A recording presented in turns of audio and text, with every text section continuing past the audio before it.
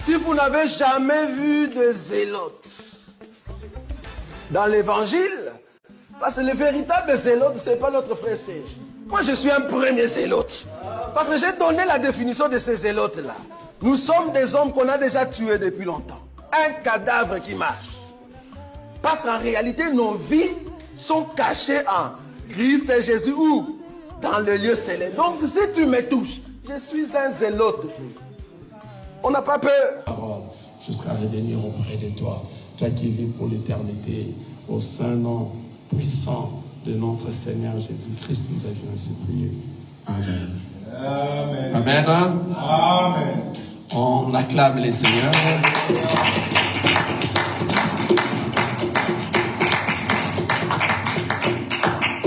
On peut aussi se saluer l'un à l'autre. Le Seigneur vous bénisse. Amen. Amen. Tel que nous étions en train de parler, nous continuons sur cet enseignement, sur 3 éléments, très rapidement encore aujourd'hui. Il pleut jusqu'à présent et ça nous a retardé un peu dans beaucoup de choses. Le moyen de venir jusqu'ici, il y a des endroits où la route n'était pas praticable. Mais le Seigneur a fait grâce que nous soyons là. Amen. Amen. Et nous sommes dans la joie lorsqu'on se rassemble dans la présence du Seigneur. Amen. Amen. Nous sommes en train de parler des 3 éléments pour bien savoir comment on est en train de prêcher la parole du Seigneur. Nous prêchons, nous enseignons la parole, nous exhortons la parole et nous prêchons la parole. C'est pour ça que nous avions commencé depuis il y a de cela 2 semaines. Aujourd'hui, c'est notre 3e semaine. On a longtemps parlé sur l'enseignement et nous avions parlé c'est quoi l'enseignement. On a même donné des explications pour que quelqu'un sache que l'homme de Dieu est en train d'enseigner. De quoi est-ce qu'il s'agit? On a tout parlé. Amen. Il y a des vidéos dans le YouTube car l'enseignement explique tout et l'enseignement est la base de toute écriture. Ça explique toute écriture. Dans l'enseignement, il y a toutes les questions possibles, savoir le pourquoi, le quand, le comment de toute écriture. Donc si vous êtes bien enseigné, c'est par rapport à cet enseignement et ça va apporter la crainte de Dieu dans vous. Alléluia. Amen.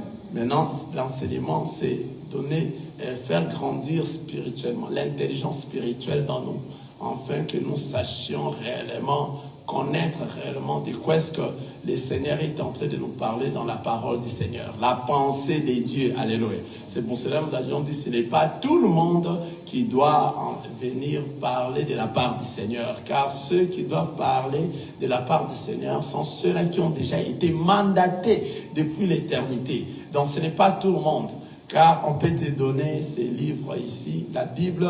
On te donne ça et toi tu crois que tu as la parole du Seigneur, mais tu ne sais absolument rien de ce qui est à l'intérieur.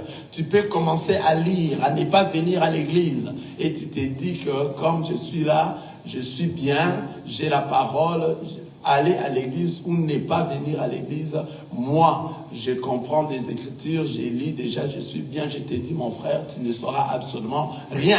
Car le possesseur de ces écritures lui-même est venu pour nous dire que je suis venu faire quoi? Je suis venu faire quoi? Publier les choses cachées depuis l'éternité. Donc tout ce qui est ici sont des choses cachées dans ces livres. Et si c'est pour cela, on a pris ces livres, on a donné à une personne qui a beaucoup étudié. Alléluia. Amen. Qui est allé aux universités, il a fini les bachelors, il a fini tout. On a donné ces livres, lis-nous ces livres. Il prend comme ça, il dit lui-même, non, je ne saurais pas. Je ne saurais pas lire ces choses ici. Vous comprenez? Amen. Dans ces choses ici, cela ne dépend pas de l'intelligence du monde. Alléluia. Amen. Ça dépend de la sagesse du Seigneur. Si lui seul t'a choisi et mandaté dans ces choses, c'est ainsi que toi tu viendras. Car lorsqu'il t'a mandaté, il t'a envoyé, lui-même à reposer dans toi sa sagesse et son intelligence à voir ces choses et à comprendre, à bien expliquer maintenant à la masse. C'est ainsi que la masse, les enfants de Dieu seulement, ce sont eux-là qui vont reconnaître la voix du Père, car ils étaient avec le Père depuis l'éternité, avant la fondation du monde. Amen. Quelqu'un voit ça? Voilà, c'est pour cela, ça, ce ne sont pas de la blague. Quelqu'un ne peut pas venir ici, je vais prêcher. Donc, ou bien, il commence à prêcher seulement comme ça. Amen. Donc, le Seigneur, Dieu seul, nous a dit, poussés par l'Esprit, les hommes ont parlé de sa part. Qui sont ceux-là qui ont parlé de sa part? Ne sont que ceux qui ont été mandatés par lui de les fondements, la fondation du monde. Avant même. Avant le début de la création du monde. Ils ont déjà été choisis. C'est comme avait dit Paul. Paul était déjà choisi. C'était juste au moment, dans le livre des Galates. Lorsque l'heure est arrivée, c'est à ce moment-là maintenant que le Seigneur a ouvert les yeux et les oreilles. Et il a compris les Écritures. Il commençait maintenant à parler de la part du Seigneur. Mais il a déjà été choisi depuis le ventre de sa mère. Ah. Amen. Nous savons aussi qui encore? Samuel, qui encore a été choisi comme ça? Depuis le ventre de sa mère. Josué. Donc, c'est-à-dire tous ceux qui viennent prêcher cette parole, ils ont déjà été choisis depuis. C'est pour cela, lorsqu'ils viennent ici, ils doivent donner la parole, la pensée de Christ.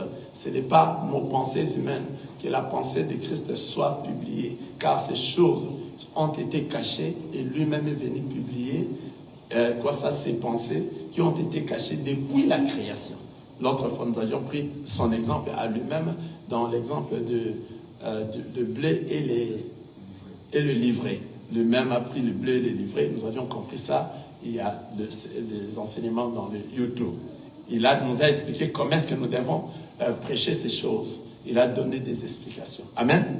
Voilà, nous avions dit dans l'enseignement, on a beaucoup parlé sur l'enseignement, mais aujourd'hui nous allons parler de l'exhortation. Amen. Dans la parole, nous avait dit sans l'enseignement, les chrétiens restent immatures. Donc l'enseignement donne la maturité spirituelle à chacun de nous.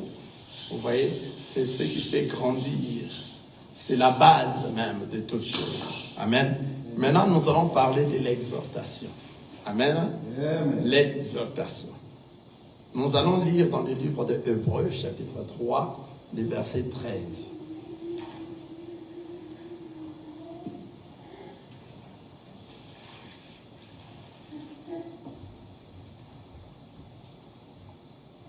Hébreux chapitre 3, le verset 13.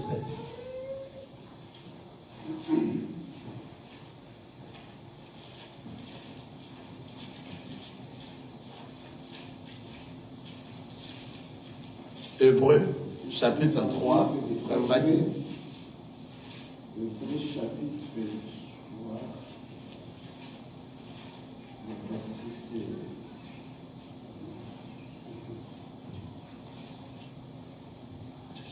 Hébreux chapitre 3, le verset 16.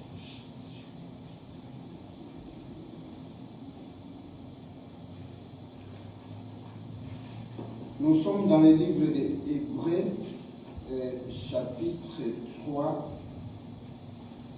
verset 13.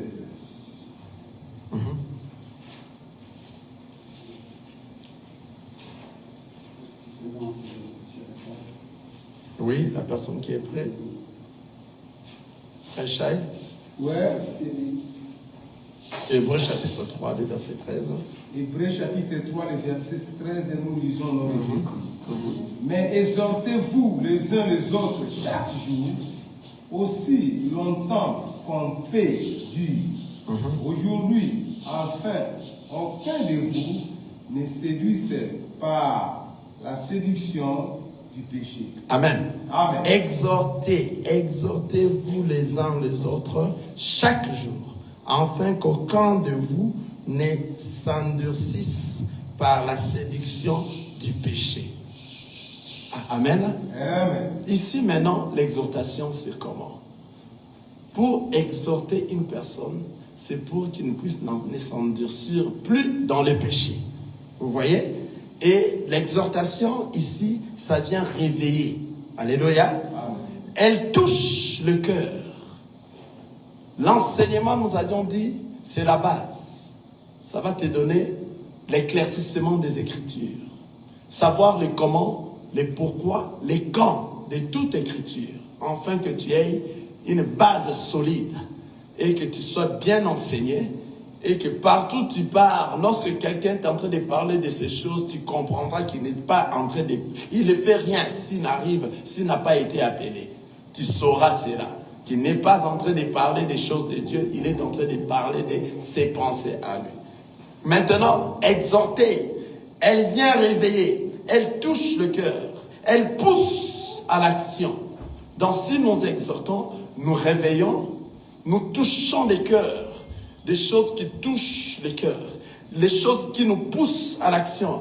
Elle secoue l'âme, alléluia, elle encourage, elle avertit, elle corrige parfois avec force.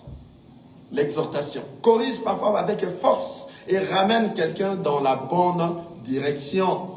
C'est-à-dire, comme nous venons de lire là-bas, dans le livre des Hébreux, chapitre 3, le verset 13, la parole nous dit, exhortez-vous les uns les autres chaque jour, afin qu'aucun de vous ne s'endurcisse par la séduction du péché.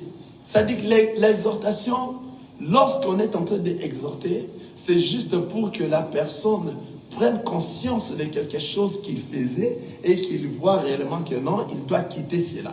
Et la manière dont nous sommes en train de parler, ça va te pousser à l'action, de quitter le mal, de venir dans le bien. Donc ça va secouer l'âme. Elle va corriger parfois avec force. Vous voyez? Donc c'est donc un appel pressant. Donc un appel qui va te presser à aller directement faire le bien. Alléluia. Ça va t'encourager dans des choses que toi tu croyais que c'est impossible.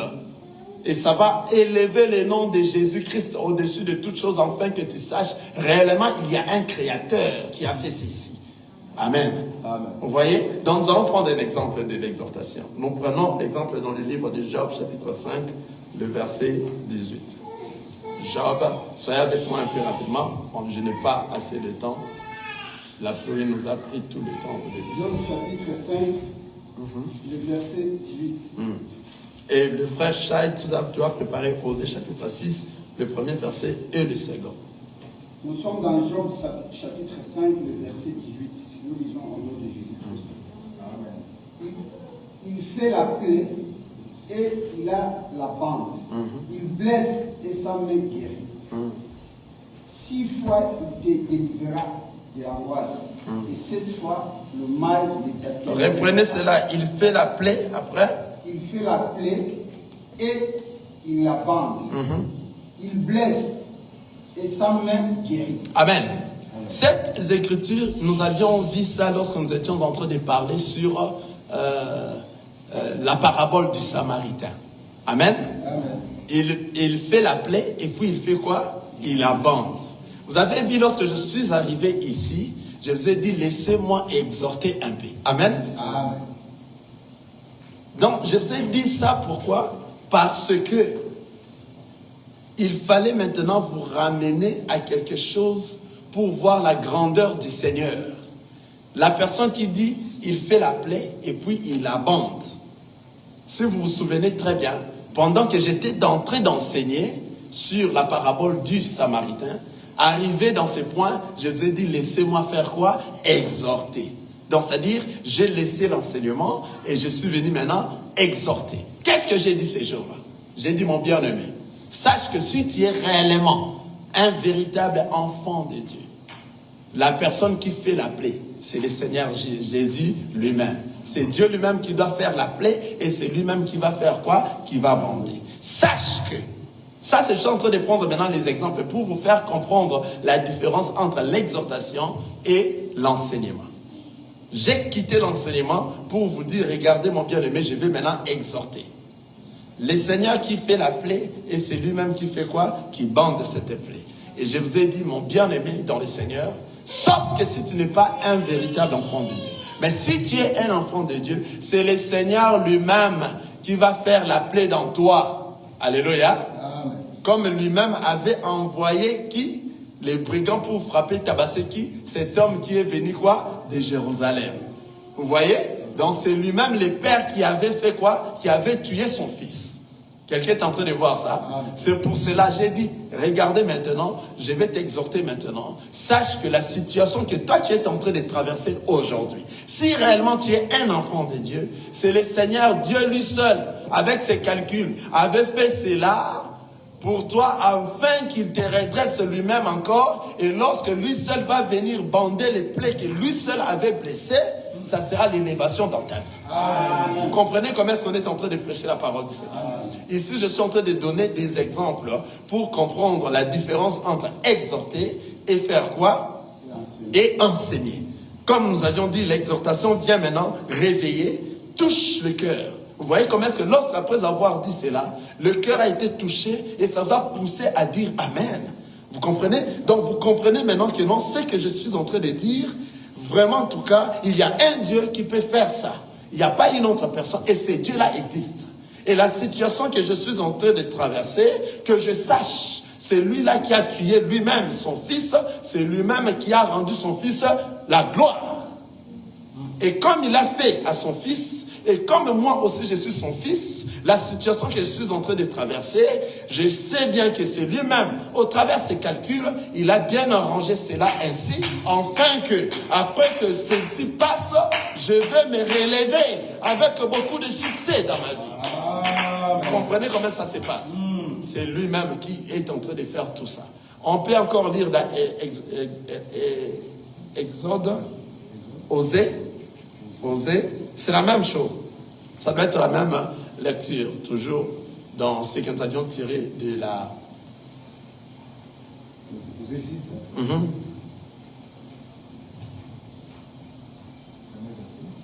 Osée, premier verset et deuxième verset. Osée chapitre 6, du premier au deuxième verset.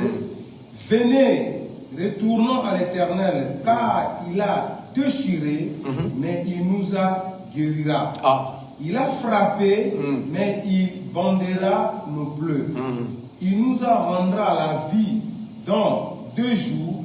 Le 3e jour, il nous relèvera et nous vivrons devant lui. Donc, lorsque un homme de Dieu maintenant commence à exhorter, il commencera à dire des paroles telles que: sache, mon bien-aimé, la personne qui veut te soulever à ce moment ici, il va d'abord te réveiller. Alléluia. Il va te faire traverser les déserts, afin que lorsqu'il va te relever et lorsqu'il va te soutenir, il va te donner du succès qu'il avait caché pour toi, que toi tu sois confiant à cette personne-là durant tout le reste de ta vie. Vous voyez? Donc la personne va t'exhorter en te disant que la situation que tu traverses aujourd'hui, sachez que cette situation-là, le Seigneur l'a déjà bien programmé. Mais tu devais traverser cela. Pourquoi? Parce que toi, tu es un olivier sauvage. Quelqu'un voit ça? Donc, après avoir coupé cela, on doit bien tailler. Quelqu'un voit ça?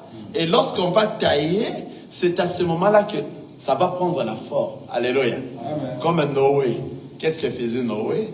Il partait pour la construction de quoi? De l'arche. Il partait cueillir le bois des coffrets.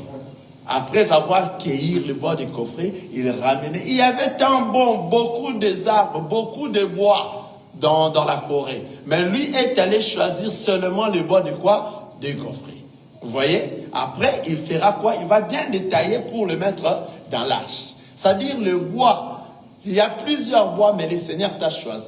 Et toi, comme on t'a choisi, tu dois traverser les déserts. Vous voyez maintenant, là on est en train d'exhorter. Mon bien-aimé, sache que tu dois traverser les déserts parce que là où tu es, tous ces gens-là à qui tu es ensemble avec eux aujourd'hui, ce n'est pas eux tous qui vont vivre ta gloire que le Seigneur est en train de réserver pour toi. Alors à ce moment ici, il faut qu'il te taille convenablement. Il faut que tu traverses réellement des déserts et c'est lui-même qui te fait ça. Vous comprenez? Amen. Si tu es un enfant de Dieu, à moins que tu sois un enfant de Dieu, mais si tu ne l'es pas, sache que là, c'est le diable qui est en train de faire de toi tout ce qu'il fait. Car le diable, si toi tu n'es pas un enfant de Dieu, tu es la poussière. Alléluia. Amen. La poussière, c'est la nourriture de quoi? Du serpent. Vous voyez? Donc le serpent, on l'avait recommandé de manger la poussière. Je vais encore ouvrir un peu. Alléluia. Là-bas, je vais ouvrir un enseignement un peu, que les serpents, dans la Bible, on l'a dit qu'il mangera quoi? La poussière. Mais en réalité, les serpents n'ont jamais mangé de la poussière. Et qu'est-ce qu'on a voulu dire là-bas? Voilà, maintenant je rentre dans l'enseignement. J'étais dans l'exhortation, vous comprenez? Je rentre maintenant dans l'enseignement. Qu'est-ce qu'on a voulu dire cela? Donc, on a bien voulu nous éclaircir que lorsqu'on dit au serpent que tu ne mangeras que de la poussière, or l'homme a été créé au travers de la poussière, c'est-à-dire on parle au serpent qu'il va dominer sur l'homme. Vous voyez? Amen. Mais là-bas, lorsqu'on dit ça comme ça, en voilé, comme ça, c'est personne qui saura qu'est-ce qu'on est en train de dire là-bas, car c'est la pensée de Dieu. Or, l'homme a été créé par la poussière. Et lorsqu'on dit au serpent, tu ne mangeras que la poussière, c'est-à-dire de la poussière, c'est la nourriture du serpent. Vous voyez? C'est la nourriture du serpent. Mais qui est cet homme-là qui reste poussière? C'est celui qui n'a pas Jésus-Christ. C'est cet homme-là qui reste poussière. Car la personne qui a Jésus-Christ, le jour où le sang a été coulé dans la terre, le sang s'est mélangé avec la poussière, ce n'est plus la nourriture du serpent. Quelqu'un voit ça? Donc les serpents doivent manger seulement la poussière. Mais si cette poussière est mélangée avec le sang de notre Seigneur Jésus-Christ, ce n'est plus sa nourriture. Au commis bololo. Il n'y a plus moyen qu'il puisse te manger. Vous voyez cette différence? Donc tu es devenu un enfant de Dieu, tu es devenu caché. Alors tout enfant de Dieu qui marche en dehors de la parole du Seigneur, c'est la nourriture du serpent. Amen. Vous voyez? Et le serpent va bien te manger. Là, ça ne nous concerne pas.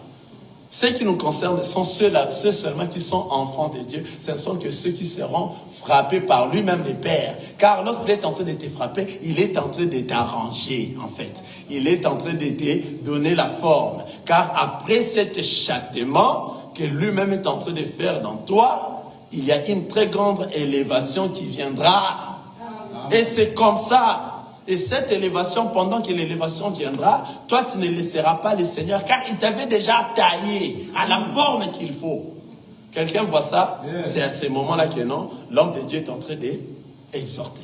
Il vous dit la grandeur de Dieu et la manière dont il est en train de faire des choses.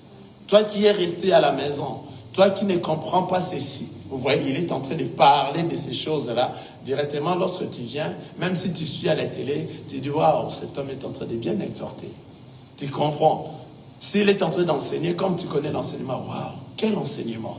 Vous voyez, tu comprends. S'il est en train de frapper à côté aussi, tu sauras que cet homme n'enseigne pas, il n'exorce pas, il ne prêche pas. Il ne fait que sortir ses idées à lui et il frappe à côté.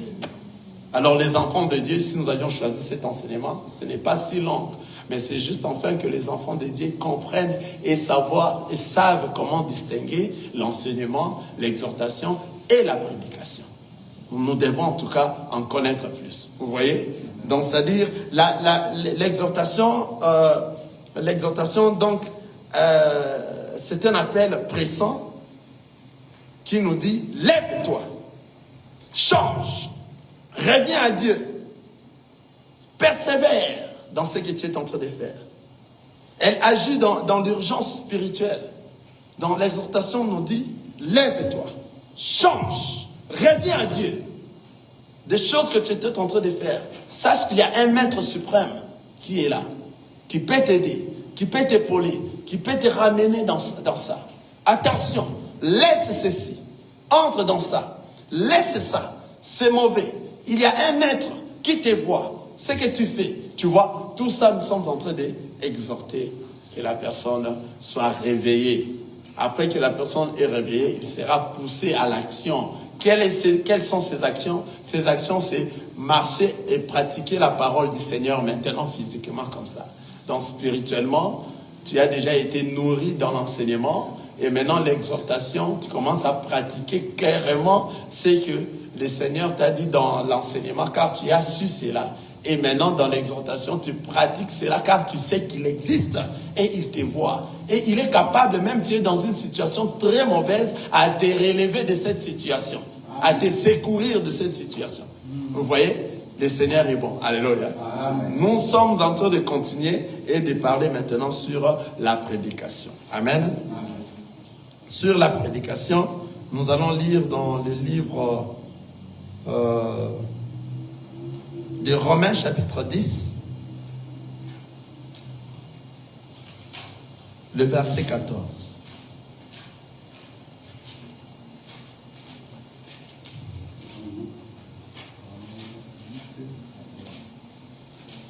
Nous sommes dans le livre des Romains, chapitre 10, le verset 14. Nous lisons au nom de Jésus-Christ. Amen. Comment donc invoqueraient-ils celui en qui ils n'ont pas cru? Et comment croiront-ils en celui dont ils n'ont pas entendu parler? Et comment entendront-ils parler s'il n'y a personne qui prêche? Ah. Tu reprends maintenant, nous allons aller petit à petit. Nous sommes dans Romains chapitre 10, le verset 14. Oui. Comment donc? Ici, nous ne sommes plus dans l'exhortation, nous sommes maintenant dans la prédication. Amen. Comment donc invoqueront-ils celui en qui ils n'ont pas cru? Et comment croiront-ils en celui dont ils n'ont pas entendu parler? Et comment entendront-ils parler s'il n'y a personne qui prêche? Ah. La première, allons-y encore une fois de plus, mon frère. Comment donc invoqueront-ils celui en qui ils n'ont pas cru? Celui en qui ils n'ont pas cru. Donc, c'est-à-dire, pour prêcher la parole de Dieu, la prédication, c'est la proclamation, c'est l'annonce. Vous voyez, vous annoncez qu'il y a quelqu'un qui est mort pour toi et que la personne doit croire d'abord à cette personne-là. Maintenant, comment donc? Lisez un peu pour m'aider. Oui, comment donc invoqueront-ils celui en qui ils n'ont pas cru? Voilà, comment est-ce que les gens, le peuple peuvent invoquer la personne à qui ils n'ont pas cru? Ils n'ont pas cru. C'est-à-dire, il faut qu'on vienne vous annoncer qui est cet homme-là. Afin que vous puissiez avoir la connaissance de cet homme-là. Il faut croire de cet homme-là, comme le peuple d'Israël. Jusqu'à présent, ils ne croient pas que le Seigneur Jésus-Christ est Dieu. Ils ne croient pas que c'est lui là qui est venu. Jusqu'à présent, ils attendent qu'il vienne. Comment aller prêcher Jésus là-bas en Israël? Hein? Vous voyez ça? Maintenant, la prédication, c'est d'annoncer. C'est annoncer la parole de Dieu. Vous voyez? Dans la prédication, c'est proclamer, la proclamation. Pour faire croire d'abord à la personne qui est venue. Car si les gens n'ont pas d'abord cru, les musulmans qui n'ont pas encore cru que le Seigneur Jésus-Christ est Dieu, que c'est lui le véritable Dieu, donc il y a des choses de Mahomet, c'est de la fausseté. S'ils n'ont pas encore cru ça, comment est-ce que tu peux annoncer la parole? Comment est-ce que tu peux prêcher là-bas? Comment est-ce que tu peux exhorter ou bien tu peux enseigner si la personne n'a pas encore cru? C'est-à-dire, pour enseigner et exhorter, il faut d'abord qu'il ait une proclamation. Il faut annoncer, l'annonce. Qu'il y ait quelqu'un qui est mort pour toi et pour moi. Il s'appelle, là je suis en train de prêcher, il s'appelle Jésus. Il a fait tomber son sang afin que toi tu aies la vie. Il faut que toi maintenant tu croies à ces écritures-là. Vous comprenez? Que tu croies à ça. Une fois que toi tu es déjà chrétien en croyant à la croyance à ça, c'est ainsi que non, l'homme de Dieu viendra maintenant te donner des explications claires de ce Jésus-là. Le Jésus que je suis en train de dire, son véritable nom est la parole de Dieu. Là, je commence à enseigner. Vous comprenez? Donc, lorsque toi tu crois, maintenant, l'homme de Dieu viendra maintenant parce que tu crois déjà. Tu t'es dit maintenant chrétien, maintenant je vais t'expliquer maintenant ce qu'il y a à l'intérieur, le comment, le pourquoi et les quand de toute écriture. Je commence à t'enseigner que le Jésus que nous sommes en train de dire, c'est lui qui est, son vrai nom, c'est la parole de Dieu. Regardez, au commencement était la parole était avec Dieu et la parole était Dieu. Ah, rien de ce qui a été fait n'a été fait sans zèle. Ah, donc ça dit, Jésus, c'est lui la parole. Là, tu commences maintenant à enseigner. Mais pour arriver là-bas, il faut qu'il y ait une proclamation de cet homme-là. Il faut qu'on puisse annoncer cet homme-là. Prêcher. Continuer. Ça, c'était la première. Et comment y aura-t-il le deuxième, c'est quoi? Croiront en celui dont ils n'ont pas entendu parler. C'est presque similaire. Comment croiront donc à celui dont on n'a-t-il pas entendu parler? Vous comprenez? C'est-à-dire, il faut d'abord annoncer. Il faut d'abord faire une proclamation d'une personne qu'on a parlé de lui. Il y a eu quelqu'un qui viendra. Et cet homme-là, lorsqu'il viendra, les boiteux verront. Les boiteux feront quoi? Sauteront. Les aveugles verront. Les sourds entendront. Il faut d'abord commencer par la proclamation de cet homme-là. Quelqu'un est en train de voir. Or, proclamer cet homme-là, c'est annoncer la bonne nouvelle. C'est annoncer la parole. Or, annoncer la parole, c'est la prédication. Tu es en train de prêcher à ceux qui ne l'ont jamais connu. Vous voyez, tu te mets maintenant, tu prêches à ceux-là qui ne l'ont jamais connu, qu'il y a une personne qui doit venir. Et lorsqu'il viendra, nous allons voir que les aveugles verront. Alléluia. Les boiteux marcheront. Les sourds entendront. Et lorsque le Seigneur Jésus est venu, ces choses s'est manifestées comme ça. Alléluia. Et lorsque les gens ont vu ça, maintenant toi, lorsque tu viens aujourd'hui, vous dites, il n'y a eu qu'une personne qui est morte pour nous. Il a accepté d'aller sur la croix. Vous voyez ces messages? Ces messages directement est entré, c'est le message de la prédication. Que toi tu saches et que tu crois à l'existence de Jésus comme étant Dieu qui a quitté le ciel et il est venu sur la terre afin que toi tu sois libéré. Vous voyez? Et lorsque maintenant cette croyance-là va entrer dans toi, directement la croyance va engendrer la crainte de Dieu dans toi. Vraiment, il y a quelqu'un qui a créé le ciel et la terre. C'est quelqu'un-là, c'est Dieu et lui-même, c'est la parole. Et il s'est fait chair, il est venu sur la terre. Vous voyez? C'est ça maintenant, enseigner la parole du Seigneur. C'est prêcher la parole du Seigneur. Là, nous sommes dans la prédication. Tu es en train de prêcher. Tu es en train de faire la proclamation. Tu es en train d'annoncer cette personne-là, afin que ceux qui ne les connaissent pas, les connaissent. Lorsque les personnes vont prendre conscience de cette personne-là, c'est à ce moment-là maintenant que cette personne mérite maintenant l'enseignement. Car ils vont maintenant beaucoup poser des questions. Maintenant, des questions qu'ils vont poser, toi maintenant tu apportes un enseignement pour donner la base maintenant. Alléluia. C'est pour cela l'évangélisation, beaucoup dans l'évangélisation, on est en train de prêcher. Afin que les gens viennent où? Dans l'église. Alléluia. On prêche dehors, on prêche dans des métros, on prêche dans des bus, on prêche dans des rues, on prêche au travail. Vous voyez, on est en train d'évangéliser au travail, évangéliser dans le métro, évangéliser la parole du Seigneur. On est en train de faire élever son nom, afin que ceux qui ne les connaissent pas les connaissent d'abord. On proclame la personne qui est venue du ciel, et il est unique à venir et à rentrer dans le même endroit. Car personne n'est descendu du ciel si ce n'est celui qui est venu du ciel. Le Fils de l'homme qui est où? Dans le ciel. Il faut que tout le monde sache cela, que c'est le Maître, le véritable Dieu. Alléluia. Maintenant, lorsque tout le monde va savoir cela, et que ce message de la proclamation de la grandeur du Seigneur, l'annonce de la parole du Seigneur va toucher quelqu'un, c'est à ce moment-là maintenant, après évangélisation, il y aura des frères qui viendront à l'église. Lorsque maintenant les frères viendront à l'église, dans l'église, ça marche de pair maintenant. On commence à donner tout, afin que cet homme-là puisse comprendre. Alléluia. C'est pour cela, dans beaucoup des assemblées des saints, des assemblées des élus, il y a des systèmes de questions-réponses. Vous voyez? Afin que les frères et sœurs comprennent réellement la parole du Seigneur par des questions-réponses. En venant à l'église, l'homme de Dieu va maintenant enseigner la parole du Seigneur. C'est pour cela dans l'église, le Seigneur a laissé les 5 ministères. Les 5 ministères, mon bien-aimé, ce n'est pas 1, 2, 3, 4, 5 personnes, non. Les 5 ministères, c'est l'onction du Seigneur. C'est une manière mystérieuse du Seigneur à diriger son église. Vous pourrez être 2, mais par rapport à la foule de l'ensemble, il n'y a que 2 ministres, mais le Seigneur va t'utiliser autrement. Il t'utilise comme un docteur de foi. Il t'utilise, mais toi, tu as été appelé comme un pasteur. Amen. Tu as été appelé comme un évangéliste.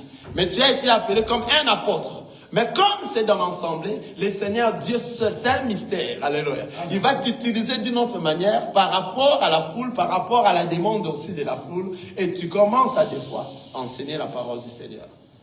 Et tu enseignes. Tu as pris un peu la place comme un docteur, mais tu te sens beaucoup plus mieux lorsque tu es un pasteur. Si tu es pasteur. Vous voyez? Donc, le Seigneur va varier des choses dans toi pour totaliser les 5 ministères dans l'ensemble. C'est pour ça que nous sommes là, mais des fois nous enseignons la parole du Seigneur.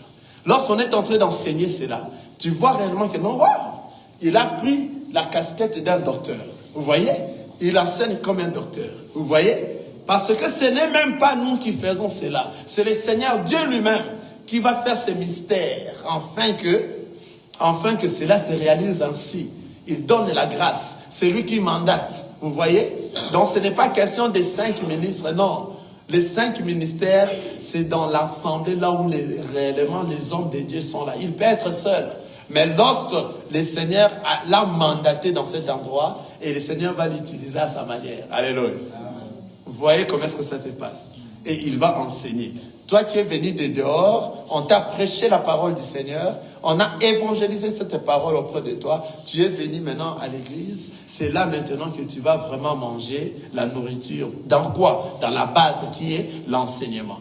Et puis lorsqu'on est en train d'enseigner, au même moment, l'homme de Dieu peut commencer à exhorter aussi pour te montrer réellement que c'est Dieu-là que toi tu es en train de connaître. Il existe et il fait quoi? Il agit. Vous voyez? Donc nous sommes en train de faire balancer, à savoir la prédication, à savoir l'enseignement et l'exhortation. Quelqu'un est en train de nous suivre vraiment. Amen. Que le Seigneur vous bénisse. Donc ça dit, comme nous avions dit, la prédication est une proclamation. C'est d'annoncer la parole avec autorité, sous l'onction. Donc vous êtes animé par l'onction de Christ pour parler de sa part. Et nous sommes en train de lire le livre de Romains chapitre 10, le verset 14. Nous avions lu la première partie, la première phrase, deuxième phrase, nous sommes aux 3e phrase maintenant. 3e phrase. Et comment entendront-ils parler s'il n'y a personne qui prêche? Comment entendons-ils parler s'il n'y a personne qui prêche? C'est pour ça, lorsque la personne est venue prêcher, il faut qu'on puisse faire quoi? L'envoyer. Il faut qu'on puisse l'envoyer, les mandater. Il faut que la personne soit là pour parler de la part du Seigneur. Ce n'est pas tout le monde qui peut parler de la part du Seigneur. Comme nous avions dit ici, sous l'onction pour convaincre, toucher et amener une décision. Donc la proclamation se contente par des fois des explications de Jésus. Amen. La proclamation se contente des fois par des explications de Jésus. Car qui est Jésus? Pendant qu'on est en train de proclamer et on est en train de glisser un peu l'enseignement, afin que tu saches un peu. Mais pour que tu connaisses un peu plus, tu dois venir où? Dans l'ensemble. Et dans l'ensemble, tu vas maintenant avoir la nourriture qui est l'enseignement. La base, c'est qui va te soutenir afin que toi tu sois fort et que tu te conduises vraiment convenablement avec connaissance. Car la connaissance de la parole du Seigneur vient de l'enseignement. Quelqu'un voit ça? Vous connaîtrez la vérité et la vérité fera quoi? Vous en franchira. Donc pour connaître la vérité, je m'excuse, pour connaître la vérité, il faut enseigner. Il faut qu'il y ait quelqu'un qui doit faire quoi? Qui va prêcher d'abord. Après avoir prêché, annoncer, proclamer le nom du Seigneur, annoncer la parole du Seigneur. Et vous venez maintenant pour manger la nourriture. Et cette nourriture-là, c'est ce qui fera que vous allez connaître la vérité. La vérité, ce n'est pas, non, je l'ai vu là-bas passer. Oui, c'était vraiment les frères Patrice. Moi, je l'ai vu. Non, ce n'est pas ça la vérité. La vérité qu'on est en train de dire ici dans la parole du Seigneur, vous connaîtrez la vérité, c'est le Seigneur Jésus-Christ. C'est la parole de Dieu. Donc, c'est-à-dire, lorsqu'on dit vous connaîtrez la vérité, et la vérité vous en franchira, c'est vous connaîtrez la parole. Car le véritable nom de notre Seigneur Jésus-Christ, c'est la parole de Dieu. Vous connaîtrez cette parole. La personne qui ne connaîtra pas cette parole ne sera pas affranchie. C'est-à-dire l'affranchissement, c'est la liberté. L'affranchissement, c'est la liberté. Nous serons libres, pas ici dans ce monde, nous savons, n'est-ce pas? Amen. On ne sera pas libre ici. Donc, c'est-à-dire, personne n'est libre. Celui qui sera libre est celui qui doit marcher à la crainte de la parole du Seigneur en mettant en pratique la parole du Seigneur. C'est à ce moment qu'il cherche quoi? La liberté. Si tu mets en pratique la parole du Seigneur contre toutes les tentations possibles, la prière de toi c'est quoi? Seigneur Jésus, aide-moi afin que je surmonte toute tentation. Car tu avais dit aucune tentation ne pourra me faire tomber. Seigneur, sois avec moi afin que je continue tête haute avec toi, que je ne tombe pas, Seigneur. Je suis tenté. Or, la chair nous amène à beaucoup de tentations afin que nous puissions tomber. Mais la personne qui va rester persévérante jusqu'à la fin, c'est celui-là maintenant qui sera affranchi après l'enlèvement. Ce n'est pas dans ce monde ici. Quelqu'un souligne bien cela. Vous connaîtrez la vérité et la vérité vous affranchira. L'affranchissement viendra après l'enlèvement. C'est là où nous serons libres éternellement. Ce n'est pas dans ce monde ici. Amen. La liberté ne se trouve pas dans ce monde ici. Ici, nous sommes en train de se chercher encore. De se chercher comment est-ce que nous devons faire pour être libres, pour être libérés. Alléluia. Nous sommes encore liés. Car le monde est dirigé par les diables. Quelqu'un connaît ça, n'est-ce pas? Quelqu'un voit ça? Il est en train de voir ça dans les Écritures lorsque Satan tentait le Seigneur Jésus-Christ. Il a dit, tout m'a été donné. Vous allez voir dans le livre d'Apocalypse, il y a quelque chose, il y a des Écritures qu'on a dit que le pouvoir du monde est retourné vers qui? Vers le roi des rois, le Seigneur Jésus-Christ. Vous voyez tout ça? Maintenant, là-bas, Satan qui dit à Jésus pendant la tentation, il dit tout, c'est dans le livre de Marc, Luc. Tout m'a été donné, tout le pouvoir. Donc, c'est-à-dire, on l'a donné le pouvoir de tout, de diriger tout sur la terre. Satan. C'est pour cela, vous voyez, les gens, la personne qui n'avait absolument rien. Mais lorsqu'il va visiter ces chambres-là, un pasteur qui n'avait rien, lorsqu'il va visiter ces francs-maçons, des hommes de science directement, il est devenu, il a maintenant de l'argent, il a tout. Pourquoi? Parce qu'il s'est prosterné devant Satan. Vous voyez? Dans ce monde, si tu veux avoir beaucoup de biens de ce monde, prosterne-toi seulement, tu au cas moyen.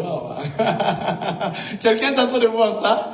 Essaie seulement de te prosterner à des choses de science, des fétiches, de la franc-maçon, les autres pasteurs d'ailleurs. Je suis en train de parler des pasteurs, des hommes de Dieu, parce que je suis parmi les hommes de Dieu. Alléluia.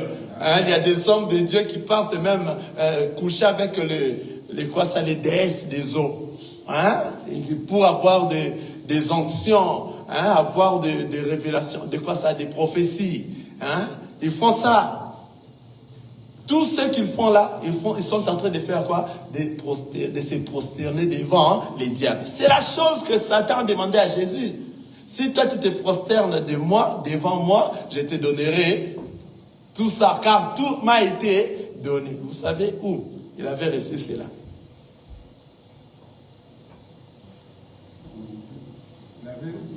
Où Satan avait reçu ses pouvoirs?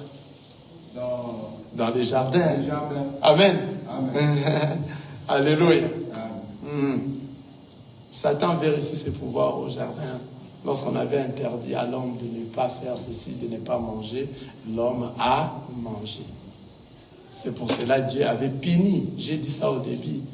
Il a puni l'homme qu'il mangera à la sueur de son front. Alléluia. Il a dit au serpent, toi tu mangeras quoi? De la poussière. Donc toi tu domineras sur l'homme. Donc tout pouvoir, toi tu as eu sur quoi? Sur l'homme. Quelqu'un voit ça? Amen. Donc tu mangeras de la poussière. Donc tu vas dominer le monde. Tu vois? Le diable a pris ce pouvoir-là dans les jardins.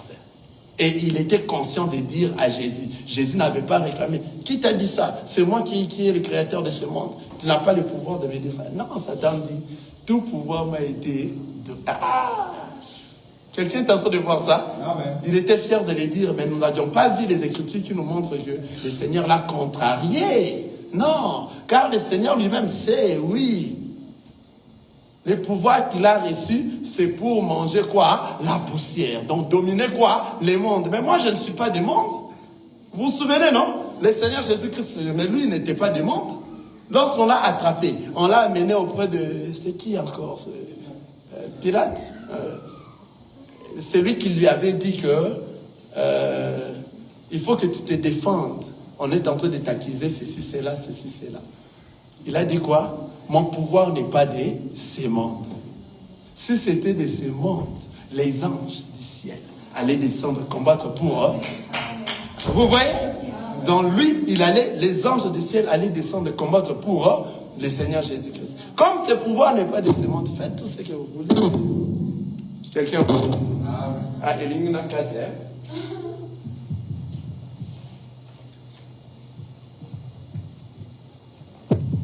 Comme ce pouvoir ici n'est pas de ce monde, mon royaume, d'ailleurs il avait répondu en titre du royaume, mon royaume ne vient pas. On t'a dit, on l'a demandé, c'est toi qui es le roi. C'est toi le roi des rois. Il dit, mon royaume ne vient pas de ces mondes. C'est pour cela, étant dans ce monde, il a reconnu que le diable avait ce pouvoir-là, car on l'a donné le pouvoir de manger de la poussière. Donc de dominer les mondes, mais pas lui. Pas lui. Le diable ne saura pas lui dominer. Quelqu'un est en train de voir ça? Maintenant, il te dit, toi, mon bien-aimé. Alléluia. Celui qui marche avec moi ne marchera pas dans les ténèbres. Moi, je suis la lumière du monde.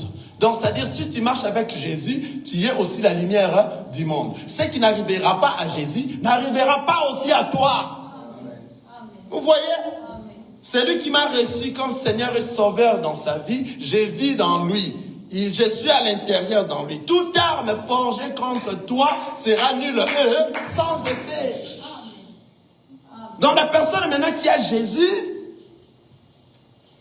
la domination qu'on a donnée, les pouvoirs qu'on a donnés au Satan ne fera plus rien. Ça devient nul que le Seigneur vous bénisse. Nazakomata ngai. C'est bon par la grâce de Dieu. Que Dieu vous bénisse. Amen. Amen. Ciao. Ciao, ciao, ciao.